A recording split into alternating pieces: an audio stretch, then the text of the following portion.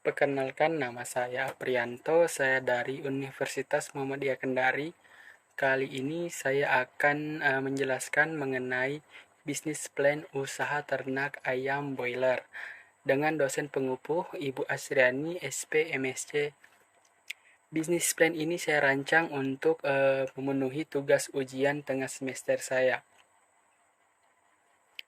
Baik, kita masuk bagian pertama mengenai latar belakang ayam boiler. Ayam boiler atau ayam pedaging merupakan hasil dari pemilihan selektif yang dimulai di Amerika Serikat pada awal abad ke-20. Namun dalam konteks Indonesia, sejarah perkembangan ayam boiler dimulai setelah kemerdekaan pada tahun 1945. Pada awalnya, Indonesia mengimpor ayam boiler dari luar negeri untuk memenuhi kebutuhan daging ayam yang semakin meningkat di dalam negeri.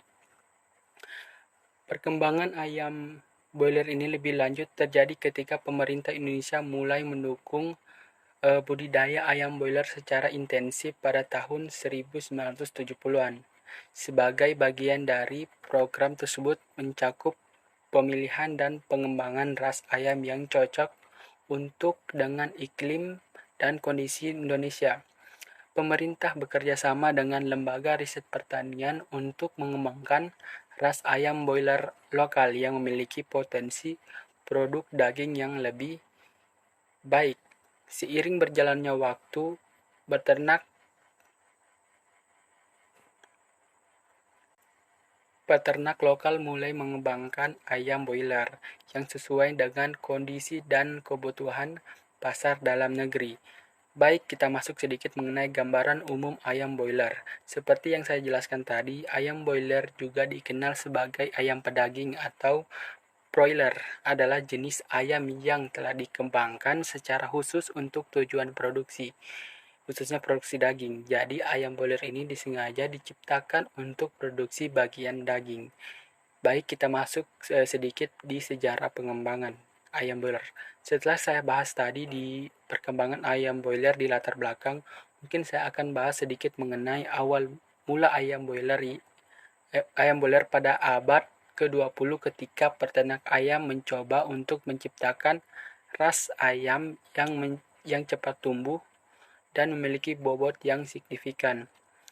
Pada tahun 1920-an, dengan pengembangan teknik pembiakan selektif, ayam broiler ini mulai menjadi semakin populer. Adapun keuntungan berternak ayam pedaging atau ayam boiler ini, yang pertama, pertumbuhannya cepat. Ya, memang diciptakan sangat sengaja untuk memiliki pertumbuhan yang begitu cepat. Yang kedua itu ada konversi pakan efisien. Yang dimaksud dengan konversi pakan yang efisien yaitu di mana pakan ayam ternak boiler ini akan dikonversi menjadi daging. Jadi ketika ayam broiler ini makan dan makan pakannya, maka itu akan diubah menjadi daging. Kedua itu bobot badan yang signifikan. Ayam boiler diciptakan untuk diambil dagingnya. Jadi satu keuntungan dari ayam boiler itu bobotnya yang sangat tinggi. Selanjutnya itu stabilitas pasar. Seperti kita ketahui, ayam boiler ini mengenai harga tidak pernah sama sekali turun, bahkan semakin tahun itu semakin naik harganya karena adanya inflasi mungkin, sehingga ayam boiler ini cukup bagus untuk dijadikan bisnis usaha. Kemudian itu ada kemudahan perawatan ayam. Tidak sama seperti ayam lokal lainnya atau ras lainnya, ayam boiler ini cenderung mudah untuk perawatannya karena bobot badan mereka yang berat sehingga mereka itu tidak menyusahkan pada saat proses perawatan. Selanjutnya itu penanganan yang mudah. Seperti yang saya katakan tadi, penanganan yang mudah karena bobot ayam boiler ini. Sehingga dia itu susah untuk bergerak sehingga penanganannya mudah. Entah itu melakukan pemaksinan, pengobatan, dan lain-lain. Selanjutnya itu ada fleksibel dalam sistem produksi. Yang dimaksud fleksibel dalam sistem produksi ini yaitu ketika kita produksi dengan jumlah yang tidak terlalu banyak, itu tetap akan menguntungkan karena harga ayam boiler tersebut tidak akan pernah turun. Selanjutnya yaitu ada kontribusi terhadap ketahanan pangan. Nah, ini salah satu keuntungan yang dimana kita sebagai peternak ataupun yang memiliki usaha akan membantu kontribusi terhadap ketahanan pangan. Baik, kita lanjut di teknik budidaya ayam pedaging. Pertama itu kita mulai dari perkembangan. Pertama, lokasi kandang. Yang pertama itu lokasi kandang berada di tempat yang lebih tinggi dari lingkungan atau daerah sekitar. Hal ini untuk menghindari terjadinya genangan air maupun banjir pada saat musim hujan. Karena kita perlu ketahui bahwa ayam pedaging ini ketika masih berumur muda rentan terkena penyakit apabila kandangnya itu basah ataupun lembab. Yang kedua itu arah bangunan kandang.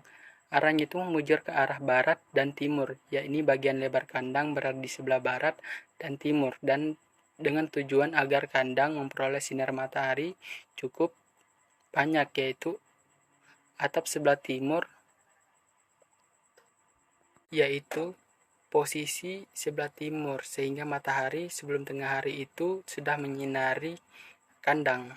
Tentu saja matahari ini berperan untuk membantu proses pembesaran ayam daging. Masuk di nomor 4. Pilihan lokasi kandang yang berada berdekatan dengan sumber air minum.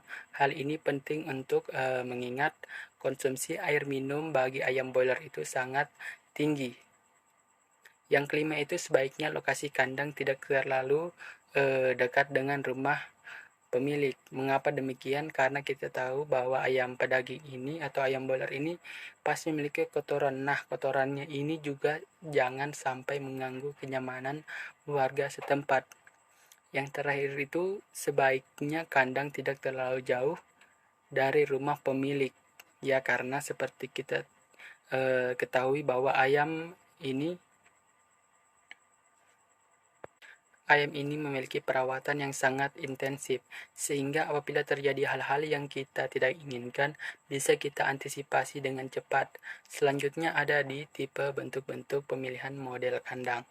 Disesuaikan dengan umur ayam. Untuk anak ayam itu umur 2 minggu atau 1 bulan memakai kandang indukan. Untuk ayam remaja 1-3 bulan memakai kandang indukan yang dibesarkan untuk ayam dewasa atau untuk menjadi ayam dewasa. Adapun beberapa tipe kandang ayam boiler itu antara lain yang sering dijumpai di kalangan peternak.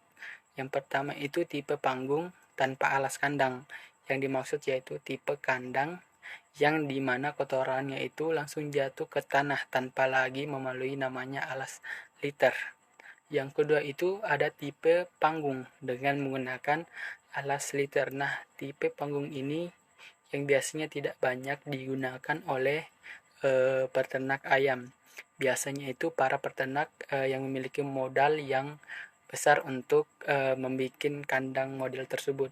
Selanjutnya itu tipe liter. Nah, tipe ini banyak sekali dijumpai di setiap daerah ataupun setiap desa yang membudidayakan ayam broiler. Yang dimana tipe liter ini lebih murah dan lebih mudah dibuat karena bahan-bahannya tidak terlalu banyak digunakan, karena menggunakan bahan-bahan dasar lantai yang dialasi dengan liter atau sekam dan serbuk gergaji.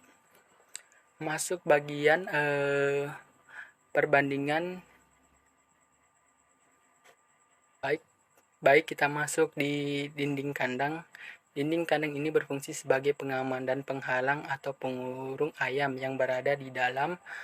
Pada umumnya kandang ayam di Indonesia itu sering dijumpai berdinding terbuka atau semi terbuka, yang dimana ini biasa kalau kita jumpai kandang yang terbuat dari bambu. Nah, itu ketika pemasangan dinding itu bambunya biasanya diberi jarak 5 cm agar sirkulasi udara bebas masuk. Masuk di ventilasi kandang. Nah, ventilasi kandang ini sangat membantu untuk sirkulasi udara di perkandangan. Selain dari kandang semi terbuka, harus juga memiliki ventilasi untuk menunjang sirkulasi udara yang ada di kandang. Baik masuk di alat dan perlengkapan kandang.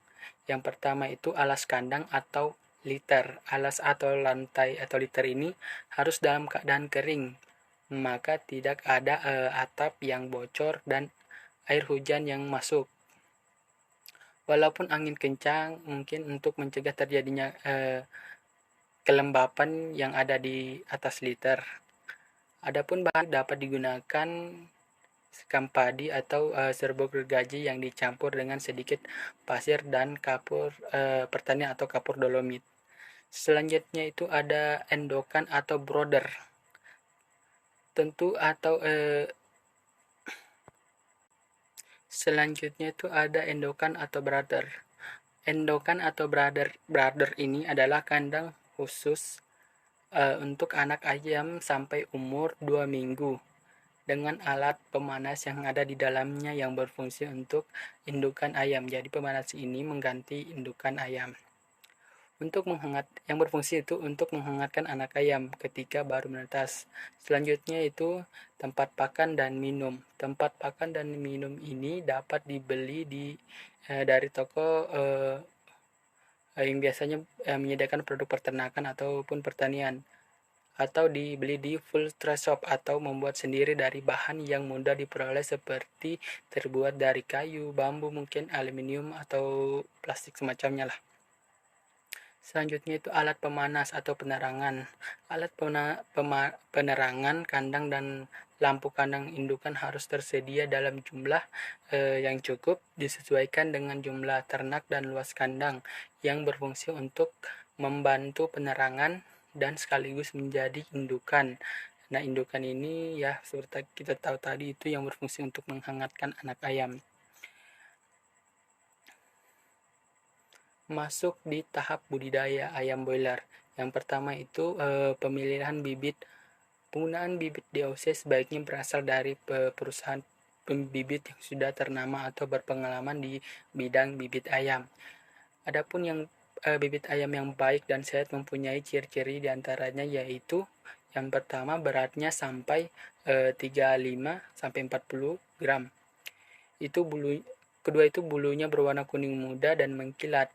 3. Matanya cerah. 4. Warna paruhnya dan kulit kakinya itu kuning kecoklat-coklatan. Kelima itu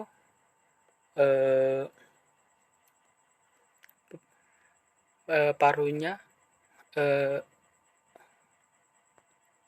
yang kelima itu paruhnya tidak cacat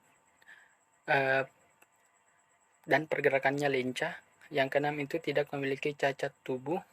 Yang ketujuh memiliki nafsu makan yang baik, bahkan tidak terdapat letakan tinja di ubur serta suaranya nyaring. Adapun gambar-gambar ayam yang saya maksud itu seperti yang ada di depan atau samping saya ini. Selanjutnya itu teknik pemeliharaan ayam ras pedaging atau broiler. Yang pertama itu ada tahap pembesaran dan kedua itu tahap penggemukan. Pertama itu kita masuk di tahap pembesaran.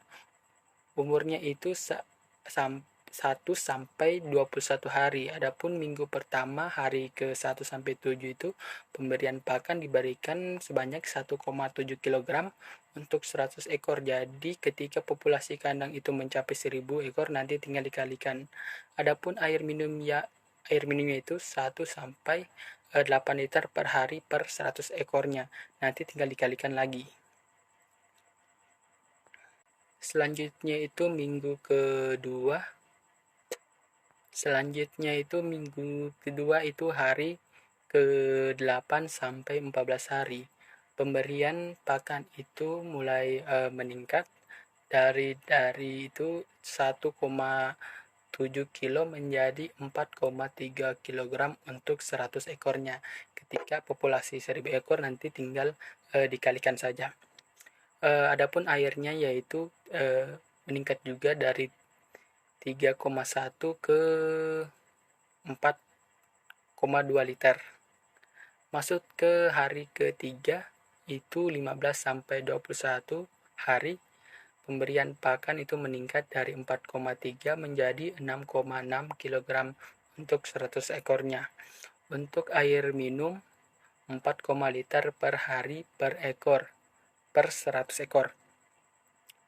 Nah, umur 21 hari ini sudah bisa dilakukan vaksinasi yang kedua menggunakan vaksin Mendes strain Lasota melalui suntikan ataupun pemberian dari air minum.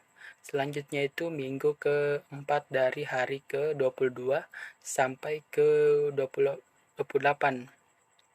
Pakan yang diberikan yaitu 9 meningkat menjadi 9,1 kg untuk 100 ekornya. Adapun pemberian air yaitu 7,7 liter per hari per ekor per 100 ekornya. Lanjut di tahap penggemukan itu di umur 29 sampai 42 hari. Adapun pemberian pakan sampai pemberian minum yaitu minggu ke-5 hari ke-29 sampai 35. Pakan yang diberikan yaitu 11,1 kg untuk 100 ekornya. Pemberian pakan ini untuk proses penggemukan. Adapun air yang diberikan yaitu masih tetap saja yaitu 7,7 liter per hari per 100 ekornya. Pada umur 30 sampai hari 35 itu juga bisa dilakukan sampling atau penimbangan ayam. Bobot badan ayam dengan pertumbuhan yang baik itu dapat mencapai berat badan 1,8 sampai 2 kg. Dengan berat badan tersebut ayam sudah dapat dipanen. Selanjutnya itu minggu ke-6 hari ke-36 sampai 42, di mana pemberian pakan itu diberikan 12,9 kg atau sampai 13 kg untuk 100 ekornya. Air minumnya itu diberikan masih sama 7,7 liter per hari per 100 ekornya. Baik, lanjut ya. Masuk di analisis usaha ternak ayam pedaging. Mungkin saya akan sedikit menjelaskan mengenai biaya-biaya seperti biaya variabel dan biaya tetap. Pertama itu biaya merupakan pengeluaran dari suatu usaha yang dinilai dalam bentuk uang. Terus selanjutnya mungkin ada total biaya merupakan penjumlahan biaya tetap dan biaya variabel yang harus dikeluarkan dalam melakukan usaha. Baik adapun biaya tetap dan biaya variabel mungkin saya akan rincikan sebagai berikut. Yang ada di dalam tabel ini adalah biaya tetap. Yang pertama itu biaya tetap. Yang pertama ada bambu, semen, kapur, genteng, dan lain sebagainya. Nanti tinggal dilihat ya. Ada beberapa macam analisis biaya tetap dan saya sudah mencari nilai penyusutannya. Nanti tinggal dilihat itu. Jadi untuk biaya tetap itu didapatkan sebesar setelah melalui penyusutan ya, setelah saya hitung penyusutannya itu sebesar Rp129.100. Jadi total keseluruhan ya yang ada di tabel itu jumlahnya biaya tetap itu setelah melalui penyusutan sebesar Rp129.100. Baik, kembali ke biaya variabel lagi ya. Biaya variabel itu adalah biaya yang digunakan dalam satu kali proses produksi. Adapun biaya variabel yang digunakan pada usaha ternak ayam boiler ini yang pertama mungkin itu seperti yang bisa kita lihat bersama di sini ya di dalam tabel. Yang pertama itu ada bibit ayam yang DOC ya, yang berkualitas baik. Yang kedua itu ada pakan. Nah, pakan yang digunakan ini ada dua jenis.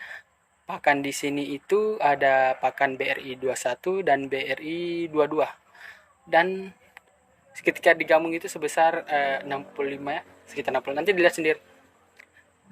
Terus ada obat VitaCit untuk ketika dia sakit, ada obat uh, Neubro untuk penyakit, terus ada obat anti stres juga, terus ada gas dan listrik, ada juga sekam padi ini untuk alas liternya, dengan harga yang saya sudah terapkan di tabel ya, dan total biaya variabel itu dalam satu kali jumlah produksi itu sebesar 28.068.000 rupiah.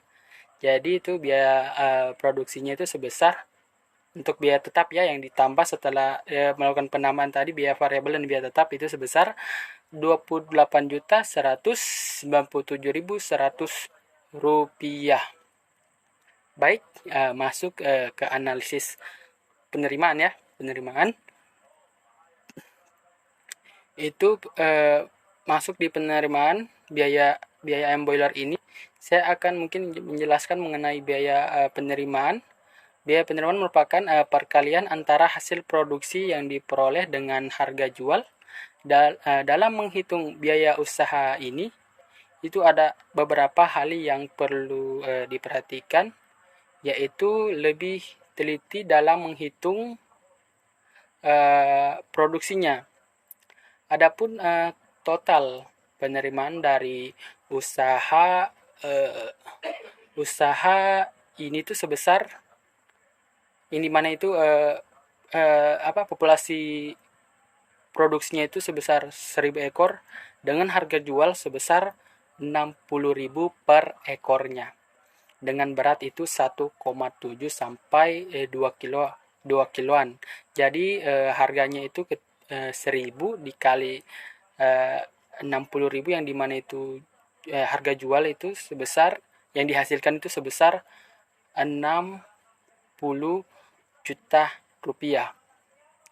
Baik, itu tadi analisis penerimaan ya. Terus masuk di analisis pendapatan. Nah, analisis yang dimaksud dengan analisis pendapatan ini, mungkin saya akan jelaskan sedikit mengenai apa itu analisis pendapatan, yang dimana itu merupakan selisih antara total penerimaan dan total biaya yang dikeluarkan. Jadi beberapa biaya yang kita keluarkan itu setelah penjumlahan dari biaya tetap dan biaya variabel nanti akan dikurang dari pendapatan, sehingga yang didapatkan itu sebesar ya, seperti yang kita ketahui itu total rasionya itu 60 juta dikurang total cost sebesar 28.197.100 rupiah, dengan hasil sebesar 31.932.000 rupiah. Baik, masuk ke analisis kelayakan usaha ternak ayam boiler. Kelayakan usaha ternak ayam boiler ini dapat diketahui dari rasio antara penerimaan dengan biaya total. Secara matematis dapat dituliskan dengan rumus sebagai berikut. Pertama itu total rasio sama dengan berapa jumlah total cost sama dengan berapa ganti. Saya akan rincikan, Babi. Secara matematis dapat dituliskan dengan rumus sebagai berikut. Pertama itu total rasio sama dengan berapa, terus total cost sama dengan berapa, nanti saya akan rincikan di dalam tabel sebagai berikut. Sama juga dengan BC rasio dan BEP produksi dan BEP harga. Saya akan jelaskan sebagai berikut. Yang pertama itu total rasio antara penerimaan sebesar 60 juta, terus ada total revenue atau TR sebesar 28.197.100 rupiah, terus ada total cost atau pendapatan sebesar 31.932.000, terus ada revenue cost atau rasio atau RC didapatkan mulai dengan cara pembagian antara penerimaan dengan biaya total, sehingga dihasilkan revenue cost sebesar 1, ke atas. Nah, jika dapat melebihi 1, ke atas, maka bisa dikatakan usaha tersebut layak. Apabila di bawah 1 atau pertengahan, itu bisa dikatakan tidak layak atau 50-50. Baik, masuk ke di Bayes ratio, yang dimana itu jumlah pendapatan dibagi dengan total biaya produksi atau TC. Jadi eh, jadi TC-nya itu sebesar 31.032.000 dibagi dengan total biaya sebesar 28.068.000 sehingga dihasilkan 1, sekian sekian. Jadi base rasionya itu bisa dikatakan layak karena dapat nilai 1,1 ke atas. Jika di bawah 1 atau berada di angka 1 pas, maka usaha tersebut bisa dikatakan tidak layak atau 50-50. Baik, masuk di BEP produksi, yang dimana itu total biaya dibagi harga penjualan, yang dimana itu di sini harga total biayanya itu sebesar 28.068.000 dibagi dengan 60.000 sehingga dihasilkan 467 ekor. Berdasarkan perhitungan BEP produksi, maka usaha ternak ayam boiler ini layak dikembangkan. Baik, masuk di BEP harga, di mana itu total biaya dibagi dengan total produksi. Jadi 28 juta 28.068.000 itu dibagi dengan 467.000 sehingga dihasilkan 60.000 per ekornya. Baik, saya akan sedikit merincikan ya dari atas sampai bawah itu menunjukkan bahwa pendapatan usaha ternak ayam boiler ini pada kandang percontohan yaitu sebesar 31.932.000, sedangkan total biayanya itu sebesar 28 juta 128.019,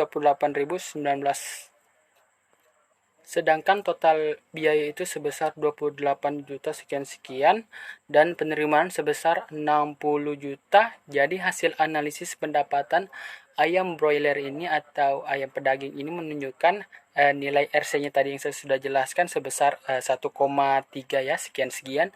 Hal ini menunjukkan bahwa usaha ternak ayam broiler ini layak untuk dikembangkan atau dilanjutkan. Baik, mungkin terakhir ya dari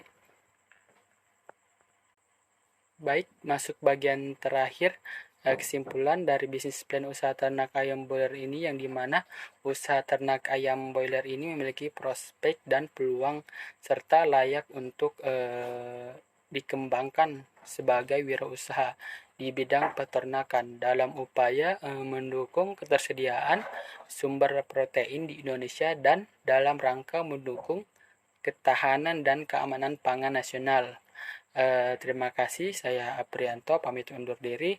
Assalamualaikum warahmatullahi wabarakatuh.